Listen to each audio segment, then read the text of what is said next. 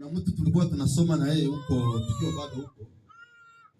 Alikuwa anataka kama nikuhubiri. Kwa Mungu nimepata kazi. Ni kama unaona nikisema hivyo ni kama nimejiweka kwenye mtego. Lakini sio hivyo. Amen. Unaanza kula pote. Tabia ya kushukuru Mungu kwa zile kazi ambazo alifanya ni jambo muhimu. Lakini kuna jambo mimi Amen. Amen.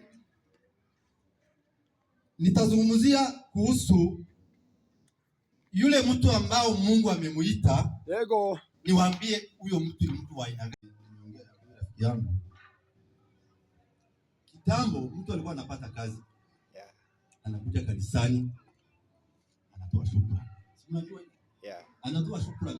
Nashukuru kwa hao wageni wetu. Amen. Huyu msichana wake na Joyce. Tumekufurahia sana. Amen.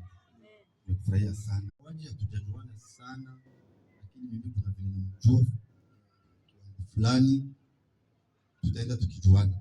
Amen. Amen. Amen. Nabii siko mara kutindana naweza kuzoa. Naona huyu msichana ni mwimbaji. Amen. Naona vile anaimba tukiwa nje hivi. Yeah. Sauti yani inaenda huko na huko. Yeah. Lakini tungekuwa mahali kuna mabati hivi. Sasa ilikuwa watu wengi sana.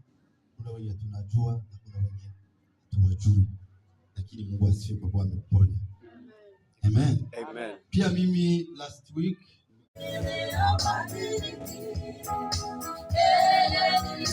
Mungu ni yule.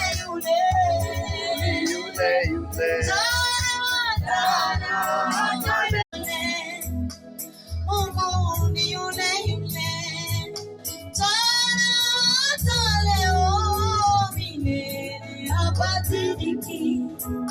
Tunapofanya ibada tuifanye sawa sawa na mapenzi ya Mungu. Amen. Sio vile sisi tunataka. Amen. Hata ukiimba, imba ndio Mungu afurahie. Amen. Sio wewe ufurahie. Amen.